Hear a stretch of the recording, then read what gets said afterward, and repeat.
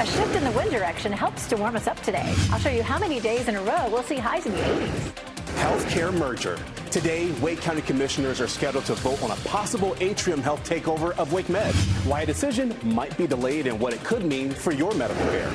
Shifting strategy. The standoff in the Strait of Hormuz has President Donald Trump making a change in the war on Iran. The president's new plan, plus how Iran is responding. After a chilly weekend, our temperatures are on the rise. Lots of sunshine out there. Good afternoon, everyone. I'm Renee Chu. And I'm Chris Levingood. Thank you so much for joining us. We have meteorologist Elizabeth Gardner right now and the WRAL Severe Weather Center with a look at how much we're going to warm up this week. Oh, how much, Elizabeth?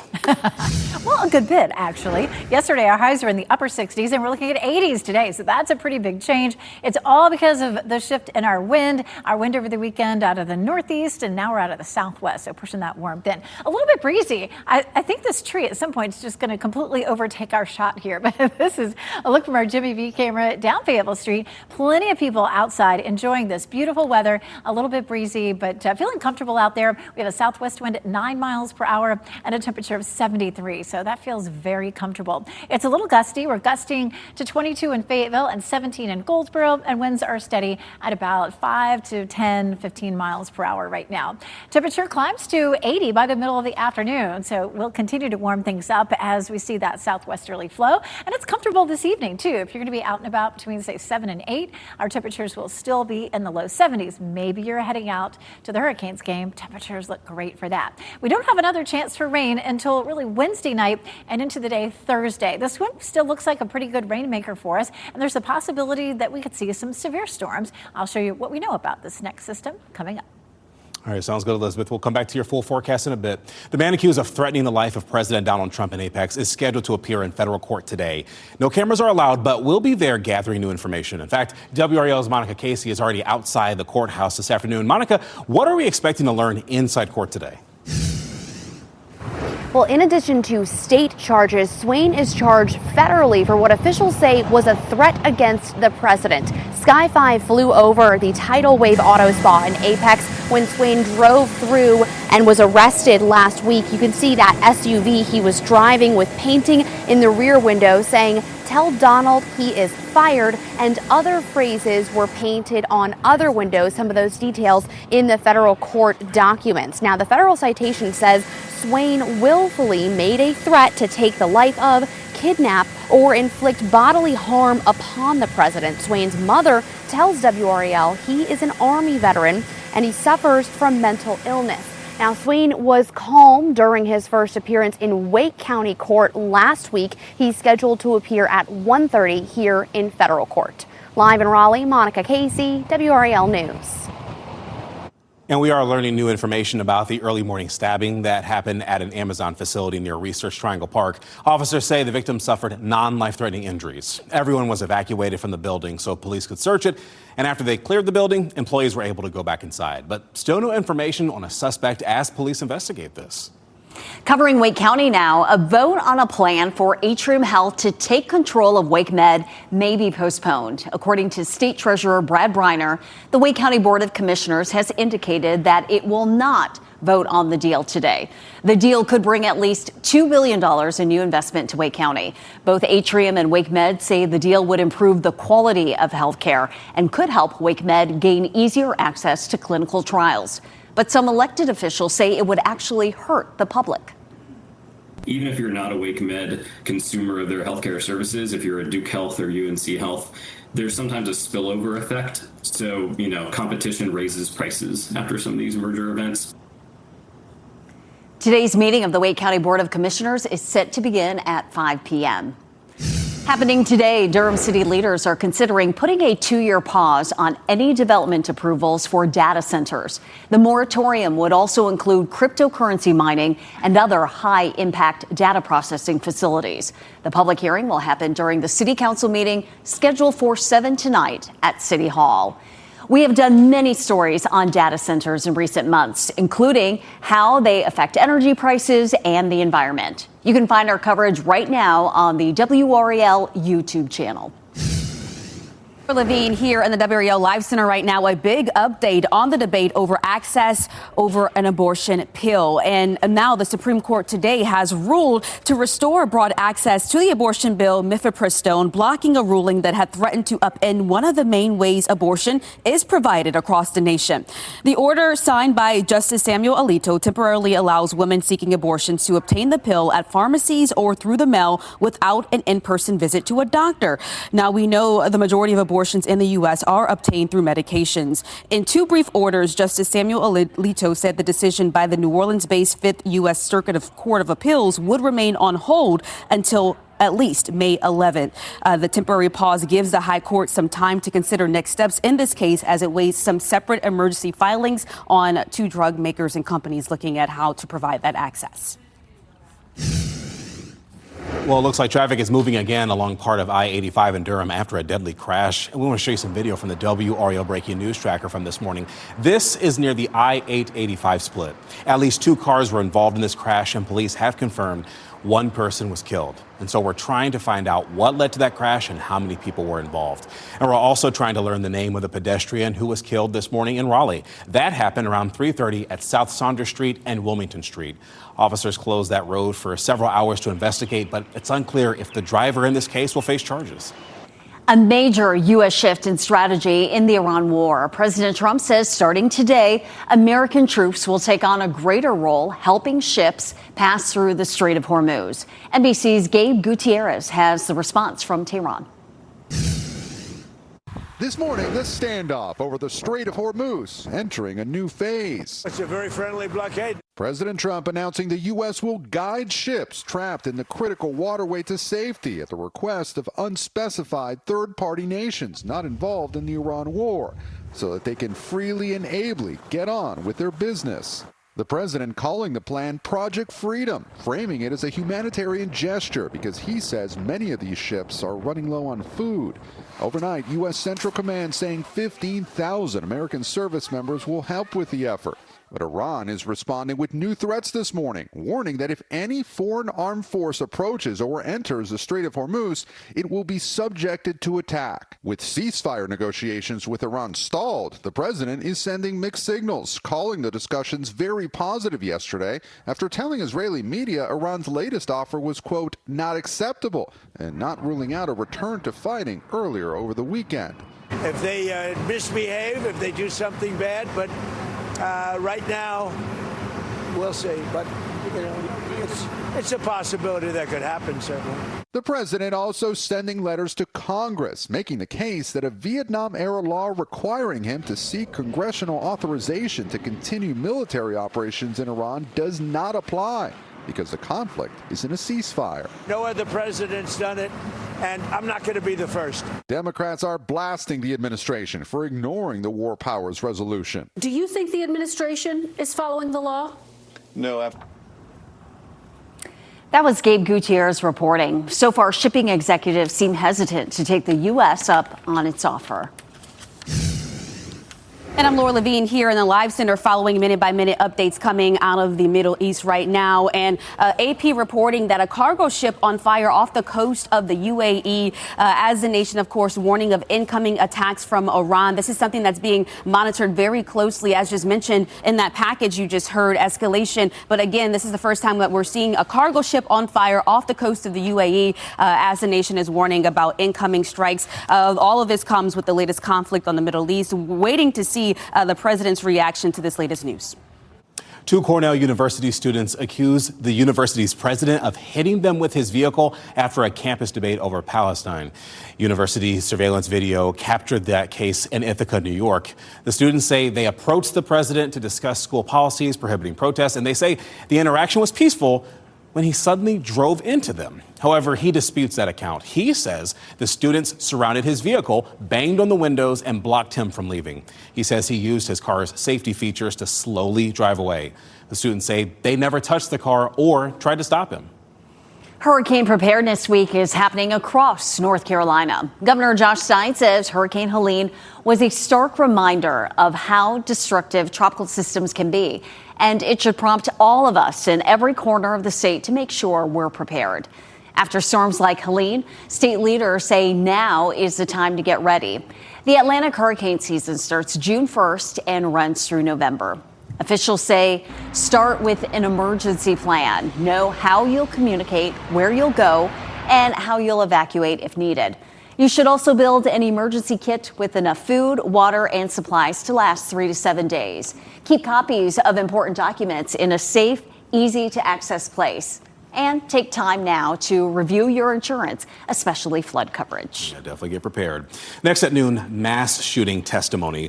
We're talking about how a community is coming together to address anti-Semitism and gun violence after the deadly Bondi Beach mass shooting. And deadly outbreak aboard a ship. What we know about spreading cases of hantavirus aboard a vessel in the South Atlantic. And Screen-Free Week. What new information we know about the effects of all that doom scrolling and that movie streaming on your phone?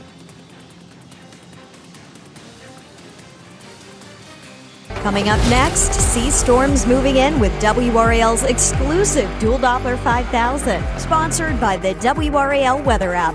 Download now for live radar.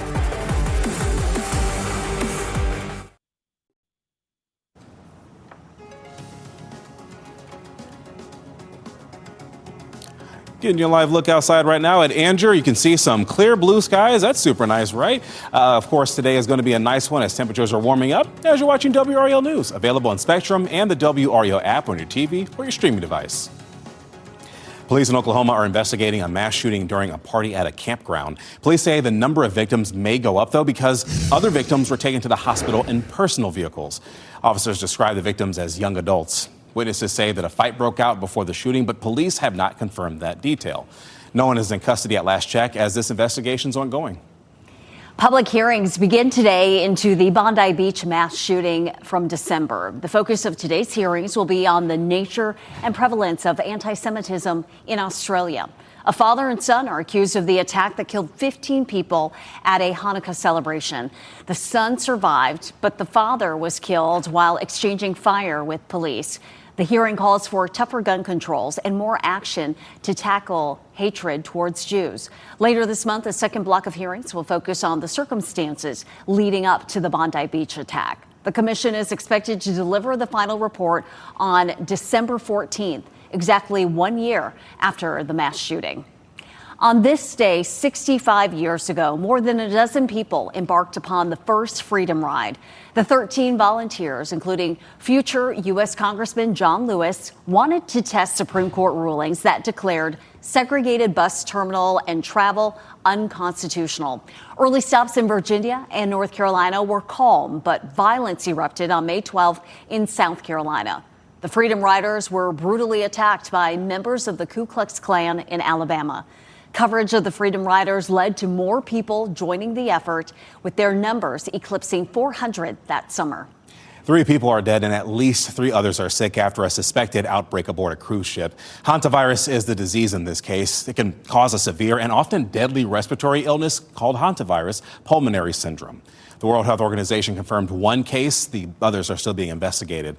The ship was carrying about 150 passengers on a route from Argentina toward the Canary Islands with stops in the South Atlantic. Hantavirus is blamed for the death of the wife of the late actor Gene Hackman.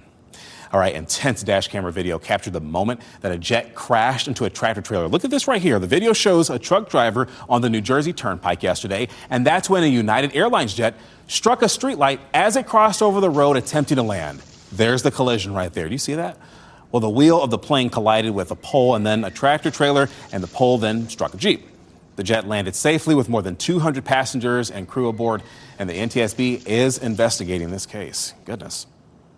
81 of North Carolina's 100 counties have been taken out of the burn ban, but you may be wondering why that is. Well, meteorologist Amy Wilmoth answers that and tells us why we're far from being out of the woods. The counties that you see shaded in red remain under a burn ban. The counties in green, those counties have been lifted. According to the North Carolina Forestry Service, those areas outside of the burn ban now have had enough rain in recent weeks that they were able to lift the ban. However, still 55% of North Carolina remains in an extreme drought. So it's certainly possible that that ban will go back in place. That's something that we saw happen back in the 2007 drought.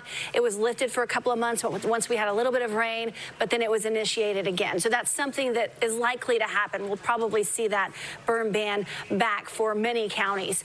This is a look at the rainfall since September, and we are in desperate need still of some rain. Despite some recent rain, we're about 13 inches below average since September. So we do need some rain. Now, some things that change in the months ahead that will kind of help us along.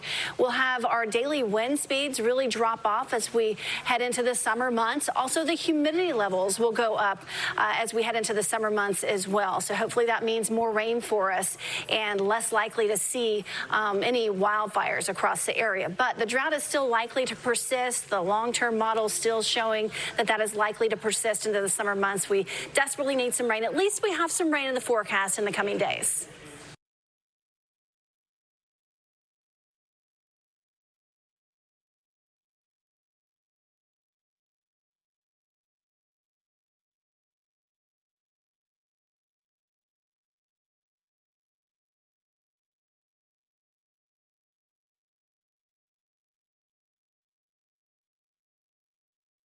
What, Elizabeth? I think when people, they saw the rain over the weekend, I was like, yes, awesome. And it's like, don't get too excited because we still need a lot more before we're officially out of this drought. We do. I mean, as much as 11 to 15 more inches. I mean, that's how far behind we are because all this started in September. And so, we're more than 6 months behind in our rain. And it may take us that much to catch up. It's good to be in this particular pattern where we keep seeing cold fronts come through. We had that front come through Saturday. It didn't bring a lot of rain to the triangle, but our southeastern counties saw over an inch of rain, and that was wonderful. And we're hoping that we'll end up with at least an inch of rain this time. And if these fronts can just keep on coming, we'll be in good shape. But once we really get into our summer pattern, which could start sometime later this month or potentially in June, that's just the pop-up thunderstorm cells. And that's just not a good rain-making pattern.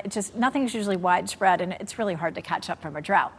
We're warming our temperatures up. High pressure has shifted our winds to southerly, and you can see the red shaded colors there. So we're starting to warm things up, and people are out enjoying. This is a look at Longleaf Golf and Family Club. Plenty of people out there on a Monday with that gorgeous blue sky there in Southern Pines. It is 73 degrees. We have a southwest wind at 9. We may have some gusts today, 15 to 20 miles per hour. 73 in Holly Springs, 74 in Durham, 70 in Knightdale and in Garner. And around town, we're going to climb up to around or into the low 80s, so it should feel nice out there.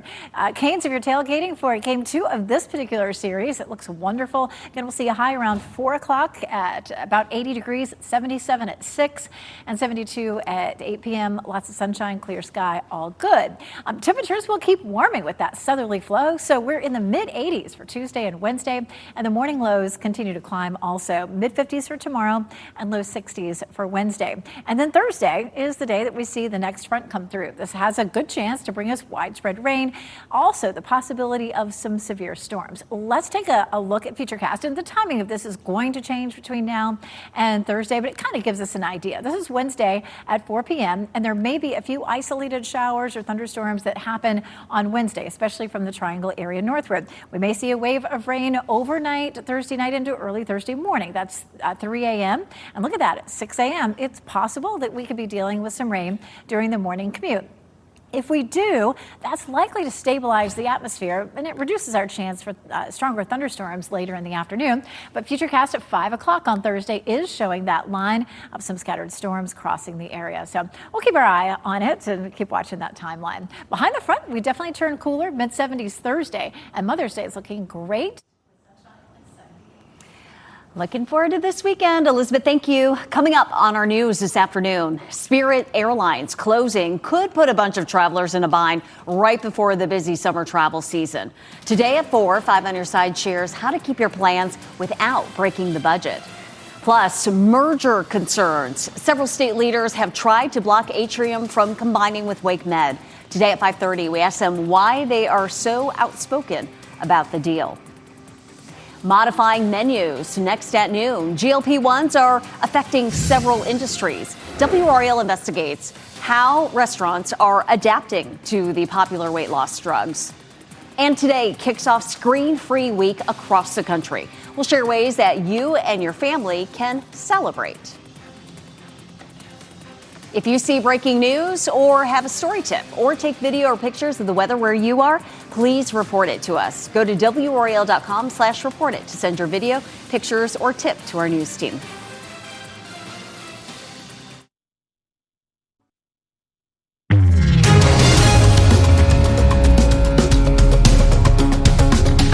GLP-1s, you know, your Ozempics and, of course, your Wegovy's. Everyone seems to be talking about them right now. But as the drugs are very popular for weight loss, they're continuing to surge in popularity, and they're the focus of tonight's WRAL investigation.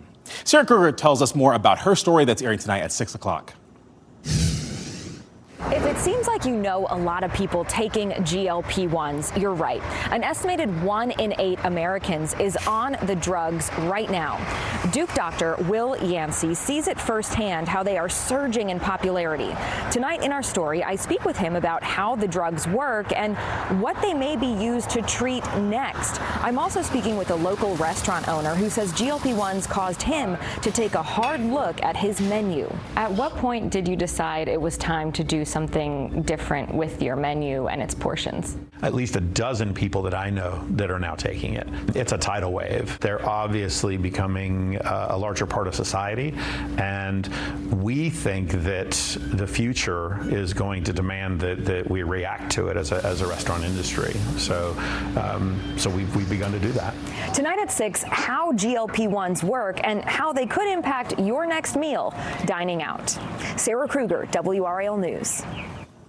Second Nature Brands Company is voluntarily recalling some products over food allergy risks. The recall involves certain 10-ounce pouches of its Keto Crunch Smart Mix Trail Mix snacks. These products may contain cashews, pistachios, and cherries that are not marked in the product contents, which could cause serious or even life-threatening allergic reactions. The pouches are marked with a best if used by February 12, 2027 date, but no illnesses have been reported. Concerned customers should contact Second Nature for a full refund. GameStop is offering to buy eBay for about $56 billion. The company is preparing offers to buy eBay. GameStop CEO and largest investor says the combined companies could be a, quote, legit competitor to Amazon. Under the proposal, GameStop stores could be used as locations for collecting and authenticating items sold by eBay. The company could submit an offer as early as the end of this month. The newest stamp collection from the U.S. Postal Service needs no introduction. The USPS is releasing a set of Barbie stamps featuring 10 of her iconic careers through the years. The new stamps will showcase the doll in some of her most famous roles, such as doctor, surgeon, astronaut, soccer player, music star, and more.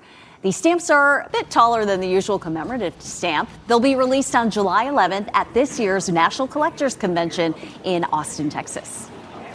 Faulty sales strategy. FIFA is already reviewing its ticket strategy for the 2030 World Cup.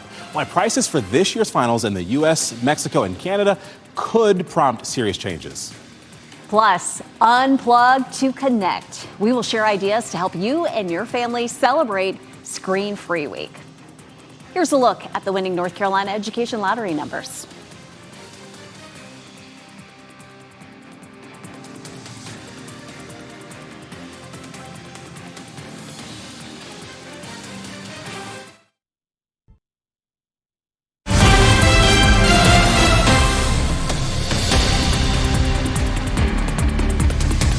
Laura Levine here in the Live Center right now. The redistricting battle continues to expand across the country, adding Tennessee and Alabama to that list now, where the governors there in both states today have called special sessions and calling on lawmakers to return into these sessions to discuss new congressional districts after the Supreme Court weakened a key provision of the Voting Rights Act. So Alabama Governor Kay Ivey, she called legislators back to Montgomery today to approve contingency plans for special primary elections in hopes that the Supreme Court will let the state switch congressional maps ahead of the November midterms. Now, it's a move that Republican legislative leaders said would give their state a fighting chance to send 7 Republican members to Congress. This all comes after we covered last week's Supreme Court decision striking down that majority black congressional district in Louisiana and said that the following and the drawing of that map relied too heavily on race. President Trump also on Sunday on Truth Social encouraging other states to join in on redistricting.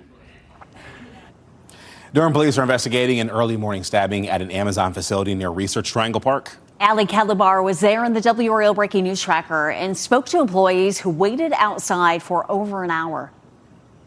It appears that the workday is back to normal, at least from the outside here, a stark contrast from what we saw earlier this morning. This video from Sky 5 shows employees evacuating the building here at this Amazon facility on National Way. Durham police tells us officers were dispatched here around 5:30 this morning for a reported stabbing. We're working to find out what weapon was used and the extent of the injuries, but we saw Durham police surrounding the building, employees standing outside. I spoke with employees who were waiting in their cars outside of the parking lot. They told me they were waiting for the all clear.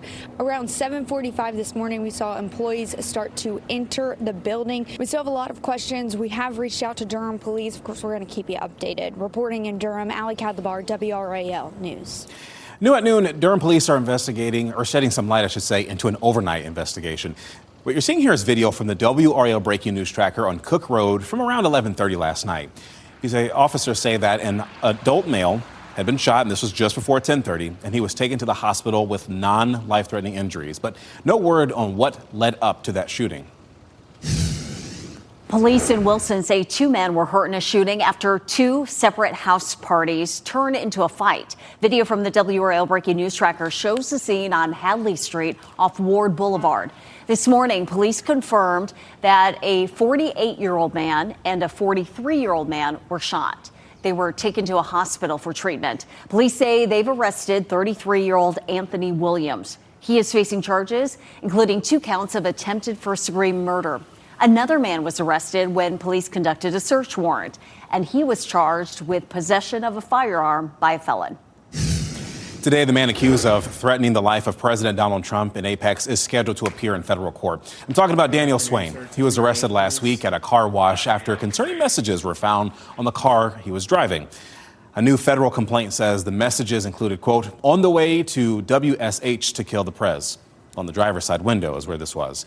Well, new documents show Swain admitted to writing the threats. Those documents say that he did it because of what he perceived was the wrongful deaths of his father, uncle, and grandfather. And of course, we'll stay on top of today's court appearance and bring you any new information that comes available. Today marks the start of Screen Free Week. The event started back in 1994, but was first called TV Turnoff Week. Ted Lindner takes a closer look at ways experts say you can help understand the impacts of screen time on you and your loved ones.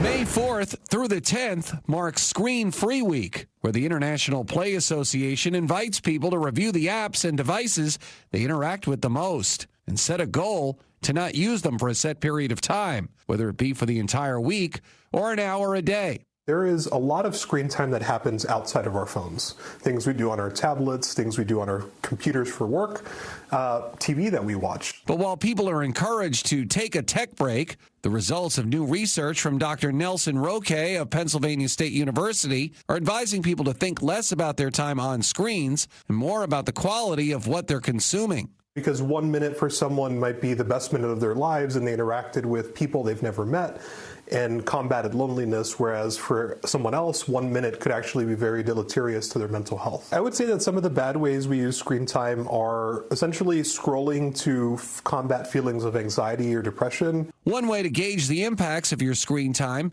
can be to assess your emotions afterwards. So is it the case that when you're done, you feel joy? Do you feel happiness? Do you feel like you're going to have a better day next? Or rather, do you feel like the screen time changed your mood, made you in a bad mood, or perhaps made you stressed? And throughout this screen-free week, experts say there's plenty that people can do while not occupied by their devices. Could you be going to the park more? Could you be reading to your children more? Or could you be doing art? Yes, yes, and yes. There are tons of ways that families can mark Screen-Free Week. Some include organized photographs in an album, maybe look for treasures at a yard sale, go bargain hunting, attend a play, a live performance, go visit a local bookstore, or write a letter to your favorite author. Look, I could have stayed at home and played games yesterday, but we went out to the park. It was fun.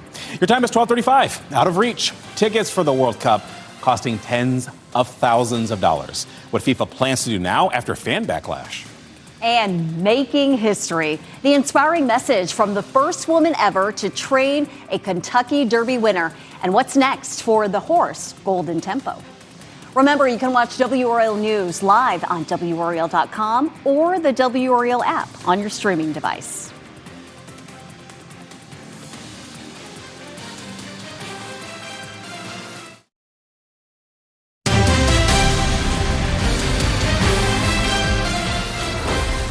Backlash over soaring prices for the 2026 World Cup is pushing FIFA officials to review their ticketing strategy for 2030. The opening match is in Mexico City, with some tickets now selling for as much as $16,000 on FIFA's website, and even higher on resale sites. Fans are saying they are being priced out of matches in the U.S., Canada, and Mexico. It doesn't feel the same. Back then, it felt like Mexico's World Cup. Now, it feels like it belongs to the United States. And the ticket prices, they're impossible. FIFA's lottery-style sales system that was created to help manage global demand left thousands without access, even at base prices. In Mexico City, the average family earns just over $2,000 a month, which is roughly the same price of a single ticket. The Nashville Blooming Festival is this weekend, and there will be tons of vendors selling fresh produce, handmade goods, and plants, too. This is happening Friday, May 8th, at the Nashville Farmers Market on South Barnes Street from 3 until 7 p.m. All right, get ready for a day of culture, of community, and connection. The 5th annual Culture Fest takes place this weekend. Main Street in downtown Oxford will come alive with music and dance and ethnic cuisines. This family-friendly event features performances such as Hawaiian and Tahitian dance and the Chinese dragon dance. You can sample a variety of international cuisine and browse crafts from vendors there. It all happens Saturday from 10 a.m. until 6 p.m. And just so you know, admission's free. They're drawing from all cultures there. Well, tracking trends from space. Satellites are being used to help plan for the future. Coming up, the data they're collecting and how scientists plan to use that. Then Star Wars Day. An exclusive release helps fans celebrate in a pretty special way. Coming up, where to find a limited time collectible. Several, in fact.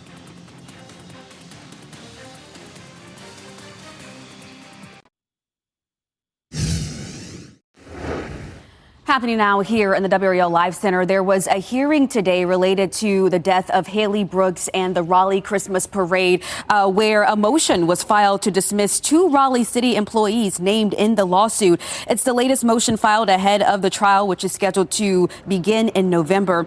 This request, again, is a request to remove 2 city employees from the lawsuit. The Greater Raleigh Merchants Association, as well as the city of Raleigh, would still remain on this case.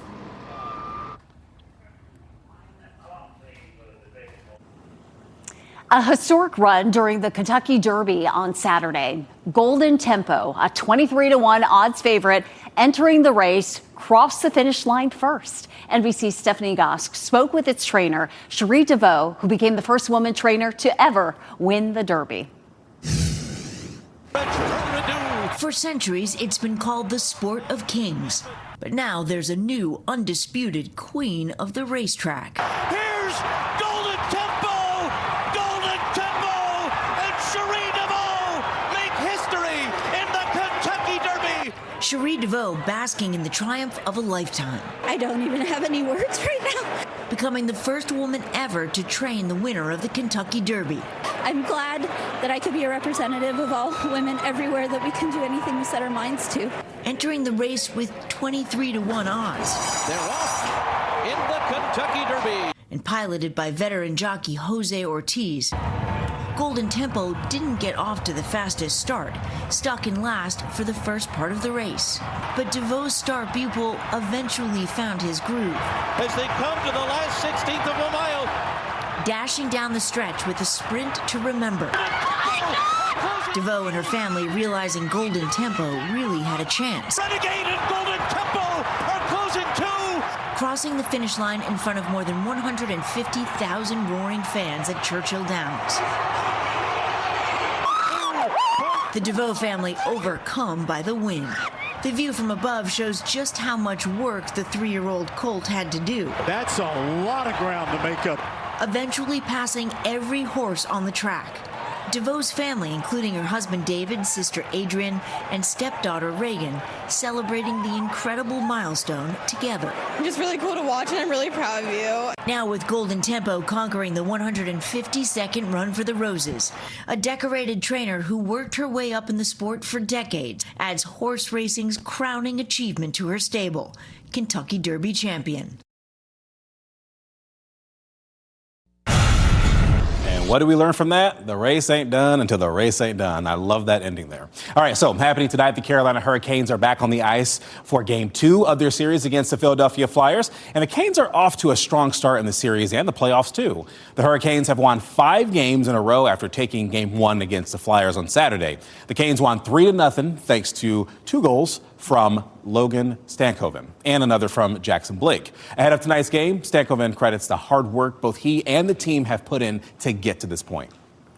I felt like since the Olympic break, things have started to turn and pucks have started to go in. And I think as a player, I've been learning, what areas of the ice to find to get, shots off. And I think that just in time things change, and I feel like I've been able to, develop as a player and as a person.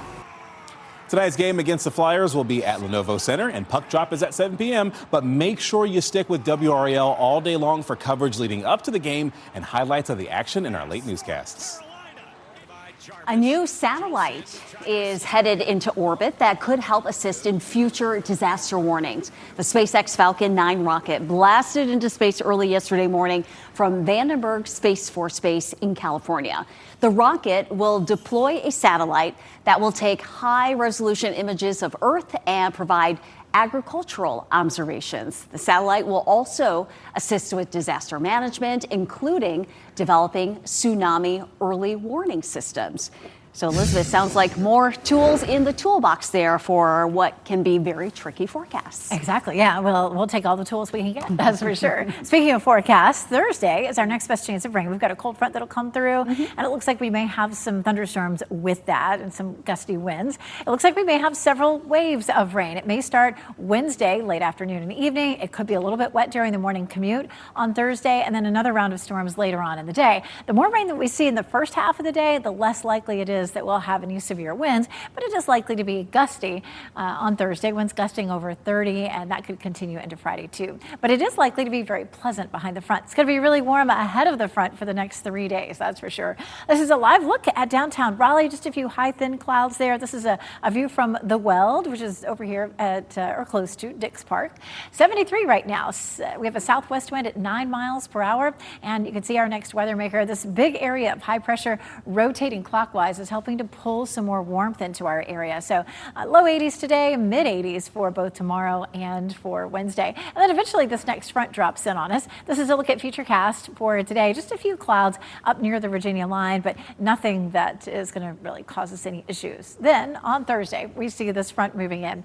A strong cold front from the west. We have the potential to have some severe storms, so we'll be on the lookout for that. For today, out ahead of it, we're looking at 80 degrees and tomorrow 84. This one's going to drop right out of Canada, so it will deliver some cooler air behind it, but it gets really warm ahead of the front, looking at 84, again, both for tomorrow and Wednesday. Then the cold front comes in, and we're hoping it brings us some significant rainfall. We'll see a high of just 76 on Thursday. This is a look at potential rainfall. I think this is probably a little bit overdone. We're looking at maybe a 1/4 inch to 3/4 of an inch, so this may be a 1/4 inch overdone in some places, but still, I love the fact that it's showing, at least an inch of rain for us. So we'll hope for that for sure. The early clouds and rain could limit our chance of severe weather, but it shouldn't limit the amount of rain that we see out of this, which again, hopefully a 1/4 to an inch to 3/4 of an inch. But of course we need 11 to almost 15 inches of rain in a month's time in order to eliminate the drought. And we should again see somewhere between 1/2 inch and an inch in the next 7 days. It's not just Thursday that'll bring us a chance of rain. There's a small chance late in the weekend and early next week. Temperatures, as I mentioned, will drop behind the front. So a very nice cool 70 on Friday, and Mother's Day weekend is looking great. Highs will be in the mid to upper 70s both Saturday and Sunday. All right, thanks, Elizabeth. Animals moving in. Wild animals are making their homes right next to ours. How to be curious without being confrontational.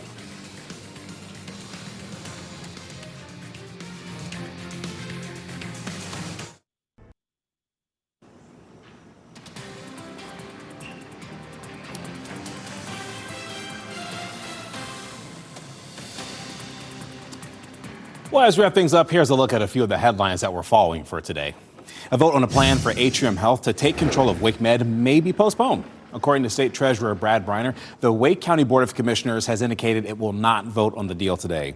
The deal could bring at least $2 billion in new investment to Wake County. Both Atrium and WakeMed say the deal would improve the quality of health care and could help WakeMed gain easier access to clinical trials. But some elected leaders say it would actually hurt the public.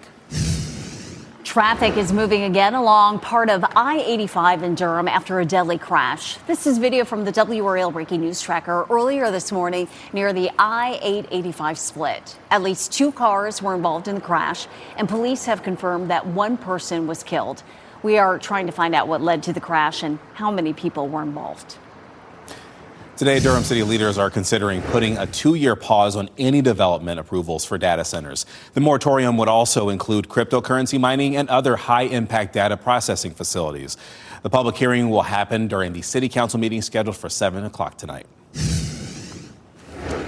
Parked planes. Spirit Airlines closing is putting a bunch of travelers in a bind right before the busy summer travel season. Today at 4, 500 Side shares how to keep your plans without breaking the budget.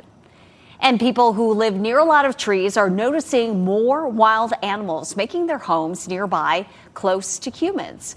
Some wildlife centers see up to 25,000 animals a year, with spring into summer being their busiest season. Experts say it's actually a safe nesting option for wildlife to set up their nests near people's homes. Now, if you see wildlife in your yard, it's best not to disturb them or touch the animal. You think, why do you put your eggs there? That's so dangerous. It's loud. We're going in and out. It's actually really smart of the mama duck to do that because it's less likely of a predator coming and stealing those eggs. Do not disturb the nest. A wildlife expert says if you do find a nest in your yard, don't move it or disturb it, as that can be a crime. It's also a good idea to place a basket over rabbit nests in your yard to prevent pets from potentially harming them. Well, there's a new Lego set now available in honor of Star Wars Day. Today, Disney began celebrating May the 4th as Star Wars Day in 2013. It's a play on the franchise's iconic phrase, "May the 4th be with you." This year, Lego is celebrating with the release of an exclusive building set from The Mandalorian and Grogu. The Ultimate Collector Series versions of the Mandalorian's N1 Starfighter includes silver bricks and a stand with an info plaque. Customers can purchase it on the Lego website for 250 big ones. Now, that would go well, though, with the lightsabers that you have. Which also were $250. See, I knew you had the budget for that. NBC News Daily is next on WRAL, your next local news update in 30 minutes. And hey, you can always get breaking news updates anytime with our WRAL News app. Hope you have a blessed day today.